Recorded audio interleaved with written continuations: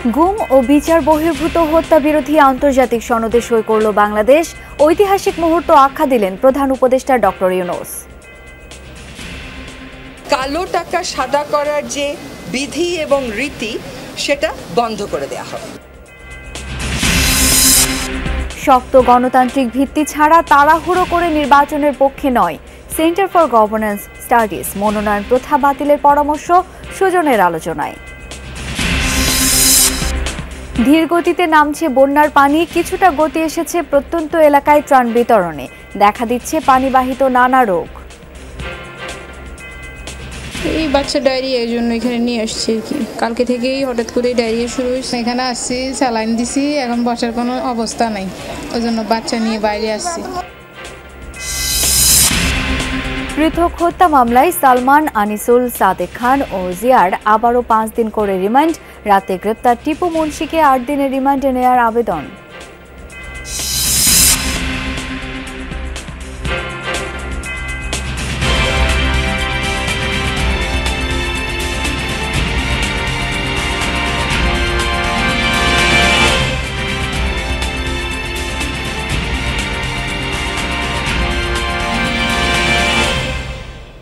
আমন্ত্রণ যমুনা নিউজে আপনাদের সাথে আছি আমি শাওন দত্ত। এতক্ষণ শিরোনাম দেখছিলেন। গুমের বিরুদ্ধে আন্তর্জাতিক কনভেনশনে স্বাক্ষর করেছে বাংলাদেশ। প্রধান উপদেষ্টা নিজে বৃহস্পতিবার এই দলিলে স্বাক্ষর করেন। অন্যান্য উপদেষ্টারা এ সময় তাকে স্বাগত জানান। উপদেষ্টা পরিষদের বৈঠক শেষে বন, পরিবেশ ও জলবায়ু উপদেষ্টা সৈয়দা রিজওয়ানা হাসান বলেন, 700-রও বেশি মানুষ এখনও গুমের কারণে নিখোঁজ। আর যেন কেউ ক্ষমতাকে কুক্ষিগত করতে না পারে সেজন্যই কনভেনশনে সই করা হয়েছে। এজন্য প্রয়োজনীয় আইন করা হবে বলেও জানান তিনি। রিজওয়ানা বলেন, কালো টাকা সাদা করার রীতি বন্ধ করে দেয়া হবে। অর্থ পাচারের বিরুদ্ধে ব্যবস্থা নেওয়া শুরু হয়েছে বলেও জানান তিনি। বলেন, সিন্ডিকেটের কারণে হজের প্যাকেজ মূল্য বেড়ে যাচ্ছে। এটি নিয়ন্ত্রণ নিয়ে আলোচনা হয়েছে উপদেষ্টা পরিষদে। উপদেষ্টা রিজওয়ানা হাসান আরও বলেন, শুধু বঙ্গবন্ধু পরিবারের সদস্যদের ক্ষেত্রে বিশেষ নিরাপত্তা বৈষম্যমূলক, তাই এই আইনটি রহিত করেছে উপদেষ্টা পরিষদ। সার্ক অনূর্ধ্ব 20 চ্যাম্পিয়নশিপ ও পাকিস্তান টেস্ট বিজয়ের জন্য সকল খেলোয়াড়কে অভিনন্দন জানিয়েছে উপদেষ্টা পরিষদ।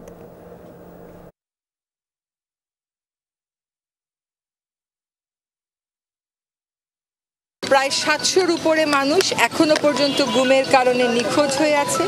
আর যেন কেউ কখনো নিজের ক্ষমতা কুক্ষিগত করতে কোনো বাহিনীকে দিয়ে, কোনো পদ্ধতির মাধ্যমে কোনো নাগরিকদেরকে গুম করতে না পারে। একটা সিদ্ধান্ত হয়েছে যে কালো টাকা সাদা করার যে বিধি এবং রীতি সেটা বন্ধ করে দেওয়া হবে।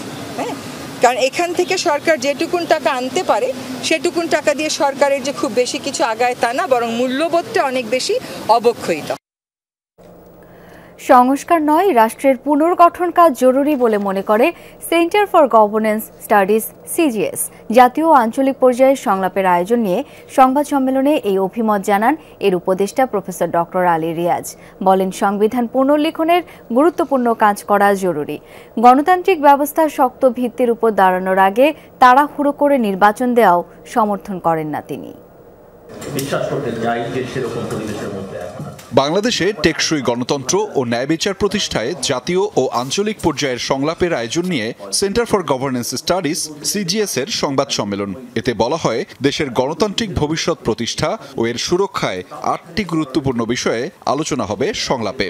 গুরুত্ব পাবে সংবিধান, মানবাধিকার ও গুরুতর আইন লঙ্ঘনে অভিযুক্তদের বিচার নিশ্চিতকরণ ও বিচার ব্যবস্থা।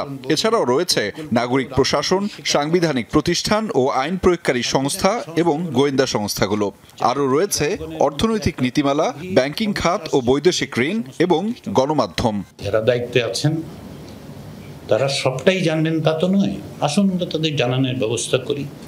সংবাদ সম্মেলনে এক প্রশ্নের জবাবে রাজনৈতিক বিশ্লেষক ও যুক্তরাষ্ট্রের ইলিয়ন স্টেট ইউনিভার্সিটির প্রফেসর ডক্টর আলী রিয়াজ বলেন, সংবিধানের অনেক বাধ্যবাধকতা রয়েছে। উদ্ভূত নানা পরিস্থিতিতে সংবিধানে সমাধানের উপায় সীমিত, তাই এটির পুনর্লিখন প্রয়োজন। ক্ষমতার এককেন্দ্রীকরণের এই পথগুলি যদি আপনি সাংবিধানিকভাবে বন্ধ না করেন, তাহলে ভবিষ্যতে আরও একজন স্বৈরাচারীর তৈরি হওয়ার পথ আসলে আপনি বন্ধ করতে পারবেন না। আমার ব্যক্তিগত অভিমতের কথা আমি বলি, সেটা হচ্ছে সবচেয়ে বড় চ্যালেঞ্জটা হচ্ছে সংবিধানের এক ধরনের পুনর্লিখন। সংবিধান কি করে পুনর্লিখন করা যায়? পুনর্লিখন বলছি এই কারণে যে আসলে সংশোধনের উপায় নেই।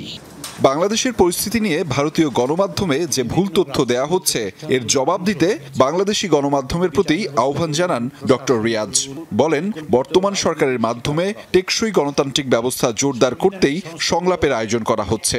তবে গণতান্ত্রিক ব্যবস্থা পুনর্গঠন না করে হুট করে নির্বাচন দিলে আশানুরূপ ফল আসবে না বলেও মনে করেন এই রাজনৈতিক বিশ্লেষক। কতগুলো মৌলিক বিষয়ে আপনি যদি অ্যাড্রেস করতে না পারেন তাহলে শুধুমাত্র তাড়াহুড়ার নির্বাচনে গণতান্ত্রিক পুনর্গঠন হবে না, এটা আমরা মনে করি।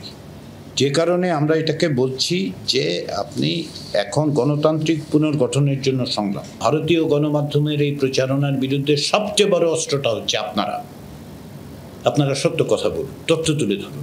রাষ্ট্রের যেসব প্রতিষ্ঠান সুপরিকল্পিতভাবে ধ্বংস করা হয়েছে সেসব প্রতিষ্ঠানকে আবার শক্তিশালী করার তাগিদ দেন বক্তারা। আমরা গণতান্ত্রিক পুনর্গঠন বলছি, প্রফেসর রিয়াজ সংবিধানের ক্ষেত্রে পুনর্লিখন বলছেন, এগুলো অত্যন্ত গুরুত্বপূর্ণ। আহমেদ রেজা, যমুনা নিউজ, ঢাকা। দলীয় সরকারের অধীনে বাংলাদেশে কখনোই সুষ্ঠু নির্বাচন সম্ভব নয়। নির্বাচন ব্যবস্থা থেকে টাকার প্রভাব দূর করতে হলে মনোনয়ন প্রথা বাতিল করা দরকার। নির্বাচন ব্যবস্থা সংস্কারের জন্য এমন প্রস্তাবই দিয়েছে সুশাসনের জন্য নাগরিক সুজন। সকালে রাজধানীর দ্য ডেইলি স্টার ভবনে বাংলাদেশের নির্বাচন ব্যবস্থা সংস্কারে করণীয় শীর্ষক গোলটেবিল বৈঠকে এই প্রস্তাব দেওয়া হয়। বৈঠকে নিরপেক্ষ নির্বাচনের জন্য বাংলাদেশের প্রেক্ষাপটে কি কি করণীয় সেই বিষয়গুলো তুলে ধরেন বক্তারা। বলেন, দলীয় সরকারের অধীনে দেশে সুষ্ঠু নির্বাচন সম্ভব নয়। কোনো রাজনৈতিক দলের চাওয়ার ভিত্তিতে নয়, নির্বাচন কমিশনকে গঠন করা প্রয়োজন জনগণের মতামতের ভিত্তিতে। আলোচনায় সাবেক বিচারপতি আব্দুর রউফ বলেন, প্রার্থী নয়, পার্টিকে ভোট দিতে হবে।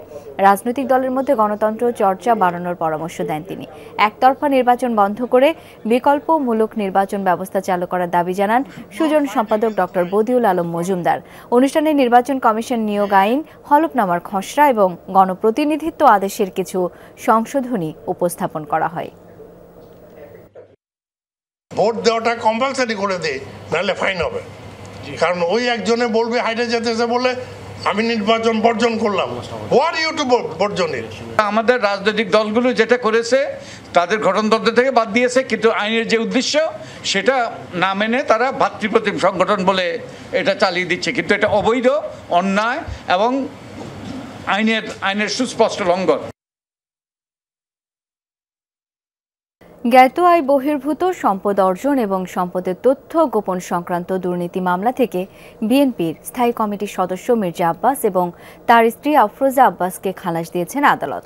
আজ ঢাকার বিশেষ জজ আদালত 6-এর বিচারক মোহাম্মদ মাসুদ পারভেজের আদালত দুর্নীতি মামলা থেকে তাদের খালাসের রায় দেন। আজ মামলার রায়ের দিন ধার্য থাকায় মির্জা আব্বাস ও তার স্ত্রী আফরোজা আব্বাস আদালতে হাজির ছিলেন। রায় আদালত বলেন, তাদের বিরুদ্ধে অভিযোগ সন্দেহাতীতভাবে প্রমাণিত না হওয়ায় এই মামলা থেকে খালাস দেয়া হলো। গত 22 আগস্ট আদালত রাষ্ট্রপক্ষ আসামি পক্ষে যুক্তিতর্ক উপস্থাপন শেষে রায়ের জন্য 29 আগস্ট দিন ধার্য করেন। 2007 সালের আগস্টে রমনা থানায় দুর্নীতির মামলা দায়ের করেছিল দুদক। আমার পরিবারটা ছিন্ন বিচ্ছিন্ন হয়ে গেছে। আমার বিক্ষিপ্ত পরিবারটাকে একত্রিত করে এটার হলো না। আমি দীর্ঘদিন অসুস্থ অবস্থায় এই কোর্টের বারান্দায় আপনারা দেখেছেন আমাকে বহুবার। আজকে এখানে যারা আছে সকলেই আমার মতো কম বেশি ভুক্তভোগী। কিছুক্ষণ আগে যে মামলায় খালাস পেয়েছে একই বিষয়ে আবার ওই পরবর্তী মামলাটায় চার্জ গঠনের কোনো সুযোগ নাই। এই বিবেচনায় পরবর্তী মামলাটাও যেহেতু আইনে বার আছে, সেই কারণে মহামান্য আদালত আজকে সেই মামলা থেকে দুজনকে অব্যাহতি দিয়েছেন। মন্ত্রী, এমপি সহ বিভিন্ন রাজনৈতিক দলের নেতাদের বিরুদ্ধে দুদকের মামলার সঙ্গে বৈষম্য বিরোধী আন্দোলনকারীদের কোনো সম্পর্ক নেই, জানিয়েছেন সমন্বয়ক হাসনাত আব্দুল্লাহ। তিনি বলেন, দুদক স্বাধীনভাবে তাদের কাজ করবে। দুপুরে দুদক চেয়ারম্যানের সঙ্গে সাক্ষাৎ করেন সমন্বয়ক হাসনাত আব্দুল্লাহ এবং সার্জিস আলম। সাক্ষাৎ শেষে সার্জিস বলেন, সমন্বয়ক পরিচয়ে চাঁদাবাজি হচ্ছে। বৈষম্য বিরোধী ছাত্র আন্দোলনের নাম ব্যবহার করে কেউ চাঁদাবাজি করলে তাদের আইন শৃঙ্খলা বাহিনীর হাতে তুলে দিতে হবে। এ বিষয়ে জনসাধারণকে সতর্ক থাকার আহ্বানও জানান তিনি। তারা বলেন, গত 16 বছরে দুদকের ইমেজ সংকট তৈরি হয়েছে, সেটা যেন ফিরিয়ে আনা যায় সেই ব্যাপারে দুদককে সচেষ্ট থাকতে হবে। দুদকের প্রতি জনগণের আস্থা ফেরানোর বিষয়ে আলোচনা হয়েছে বলেও জানান সমন্বয়করা। আইনের স্বাভাবিক প্রক্রিয়াকে ব্যাহত করারও আমাদের কোনো অধিকার নেই বা সেটার এখতিয়ারও আমরা রাখি না। এই বিষয়টিকে আমরা স্পষ্ট করতে এসেছি, যদি আমাদের পরিচয় কেউ ব্যবহার করে কোনো ধরনের অনৈতিক সুবিধা নিতে আসে বা বিশেষ কোনো সুবিধা যদি কেউ নিতে আসে, তাহলে যেন তাকে আইনে সোপর্দ করে দেওয়া হয়। আমরা তো জানি যারা এই কাজগুলো করছে তাদের ভিন্ন অবশ্যই উদ্দেশ্য রয়েছে এবং আসলে তারা অবশ্যই চাঁদাবাজ, এটাই তাদের সবচেয়ে বড় পরিচয়। সো আমরা এই জিনিসটা স্পষ্ট করতে এসেছিলাম যে আমরা আমাদের জায়গা থেকে কখনো কারোর জন্য সুপারিশ করব না। সুপারিশ করার জন্য এত বড় গণ অভ্যুত্থান হয়নি। বন্যা কবলিত পূর্বাঞ্চলের 11 জেলায় ধীর গতিতে নামছে পানি, তবে কমেনি মানুষের দুর্ভোগ। লক্ষ্মীপুরের সব নদ নদীর পানি বিপদসীমার নিচে নেমেছে, ধীর গতিতে কমছে পানি, এতে বন্যা পরিস্থিতির উন্নতি হতে সময় লাগছে।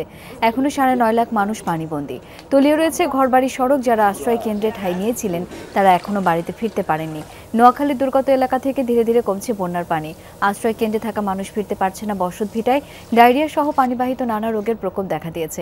এখনো বিদ্যুৎ বিচ্ছিন্ন বিভিন্ন ইউনিয়ন। বন্যার পানি কমতে থাকায় স্বেচ্ছাসেবীরা পৌঁছতে পারছেন না দুর্গম এলাকায়। গতি ফিরেছে ত্রাণ বিতরণে। ফেনীতে বন্যাজনিত কারণে এখন পর্যন্ত 17 জনের প্রাণহানির তথ্য জানিয়েছে জেলা প্রশাসন। সদর, সোনাগাজী ও দাগনভূঞা উপজেলার কিছু ইউনিয়ন এখনও নিমজ্জিত। জেলায় 6 লাখ মানুষ পানিবন্দী, এখনও অনেকে আশ্রয় কেন্দ্রে। গ্রামের বাজারগুলো নিত্যপণ্য না থাকায় খাদ্য সংকটে বাসিন্দারা। যারা আশ্রয় কেন্দ্রে থেকে ঘরে ফিরেছেন তারা মেরামতে পার করছেন ব্যস্ত সময়। দেখা দিয়েছে পানিবাহিত নানা রোগ।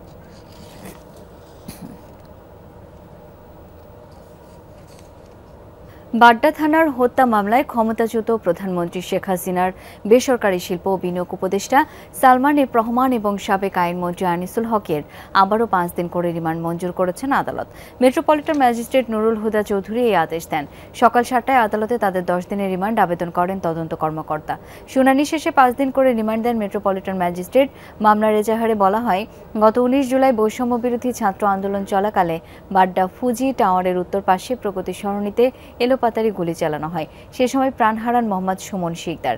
এই ঘটনায় তার মা মাসুমা বাদী হয়ে একটি হত্যা মামলা দায়ের করেন। সাবেক প্রধানমন্ত্রী শেখ হাসিনা সহ 179 জনকে আসামি করা হয়। এছাড়া আদাবর থানার হত্যা মামলায় জিয়াউল আহসান ও সাদেক খানকে 5 দিন করে রিমান্ড দিয়েছেন আদালত। সাবেক বাণিজ্যমন্ত্রী টিপু মুন্সিকে 8 দিনের রিমান্ডে নেওয়ার আবেদন করেছে পুলিশ। দুপুরের পর সিএমএম আদালতে এই আবেদন করা হয়। কিছুক্ষণ আগে তাকে আদালতে নেওয়া হয়েছে। বুধবার রাতে গুলশান এলাকা থেকে টিপু মুন্সিকে গ্রেপ্তার করে র্যাব। গুলশান 1-এর 123 নম্বর রোডের M&J গ্রুপের কর্ণধার সালাউদ্দিন আহমেদের বাসা থেকে তাকে গ্রেপ্তার করে গুলশান থানায় সোপর্দ করা হয়। পরে সেখান থেকে টিপু মুন্সিকে নেওয়া হয় ডিবি কার্যালয়ে। রংপুরে বৈষম্য বিরোধী ছাত্র আন্দোলন চলাকালে গুলিবিদ্ধ হন স্বর্ণের দোকানের কর্মচারী মুসলিম উদ্দিন মিলন। পরে চিকিৎসাধীন অবস্থায় তার মৃত্যু হয়। মঙ্গলবার দুপুরে মেট্রোপলিটন কোতোয়ালি আমলি আদালতে হত্যা মামলা দায়ের করেন নিহতের স্ত্রী দিলরুবা আক্তার। তাতে জাতীয় সংসদের স্পিকার শিরিন শারমিন চৌধুরী, সাবেক বাণিজ্যমন্ত্রী টিপু মুন্সি সহ 17 জনকে আসামি করা হয়েছে। দর্শক, এর সংবাদের শুরুর অংশে আমরা বন্যা কবলিত অঞ্চলের পরিস্থিতি জানাচ্ছিলাম আপনাদেরকে। এবার একটু সরাসরি লক্ষ্মীপুরের খবর জানতে চাই। তাজনুর ইসলাম সঙ্গে আছেন। তাজনুর, ধীর গতিতে তো পানি নামছে, বন্যা দুর্গত এলাকাগুলোতে এখন কি অবস্থা দেখতে পাচ্ছেন জানাবেন। দেখুন, আপনি পানি নামার কথা বলছিলেন ধীর গতিতে, কিন্তু বিপরীত দিকে যে চিত্রটি, অর্থাৎ পানি আসার যে চিত্রটি, সেটি আসলে দেখানোর জন্য একটি জায়গায় দাঁড়িয়েছি এবং সেটি শহরের খুব কাছে। অর্থাৎ আমি যেই পাশটাতে দাঁড়িয়ে রয়েছি ঠিক তার বিপরীত পাশে নোয়াখালীর ওই পাশটা থেকে যে পানি আসছে এবং সেই পানির যে স্রোত, সেই স্রোতটি একটু দেখাতে চাই দর্শকদের আপনার মাধ্যমে শাওন, যে সেই পানির স্রোত কত বেগে এই লক্ষ্মীপুরের এই অঞ্চলে পানি প্রবেশ করছে।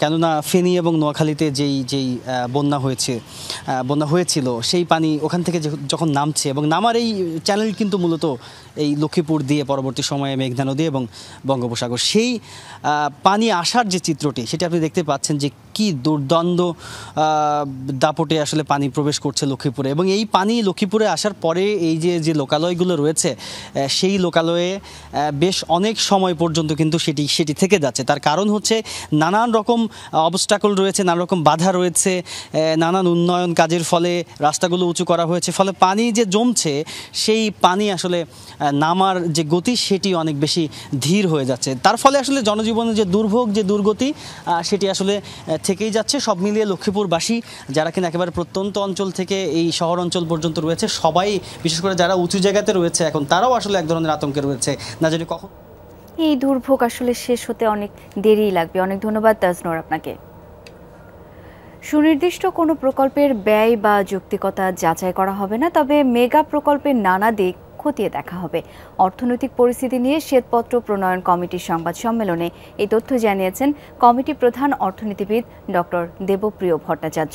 বলেন, বিদায়ী সরকার যা করেছে তার পূর্ণাঙ্গ মূল্যায়ন এই কমিটি করবে না। ব্যাংক খাতের মূল্যায়ন করতে সরকার আলাদা ব্যাংকিং কমিশন করবে, তবে কমিটির কার্যক্রমে কোনো সুনির্দিষ্ট প্রতিষ্ঠান আসলে তার নানা দিক বিবেচনা করা হবে। শ্বেতপত্র প্রকাশ কমিটির প্রধান জানান, এটা দুর্নীতি ধরার কমিটি না, তবে দুর্নীতি কেন হয়েছে তা প্রকাশ করা হবে। অর্থনীতির পরিচালনার ক্ষেত্রে ওনাদের এই মুহূর্তের চ্যালেঞ্জগুলোকে চিহ্নিত করা, প্রতিবন্ধকতাগুলোকে অনুধাবন করা এবং পরবর্তী পদক্ষেপগুলোকে ওনারা যদি রূপায়ণ করতে চান, তাহলে প্রথমে বোঝা দরকার কোন ভিত্তিভূমির উপরে ওনারা দাঁড়িয়ে আছেন। আমাদের মূল কাজটা হলো এই ভিত্তিভূমিটাকে নিরূপণ করা, মূল্যায়ন করা এবং তথ্য উপাত্ত দিয়ে এটাকে উপস্থিত করা। আমাদের এইটিই কাজ। দর্শক, এই ছিল যমুনা নিউজে।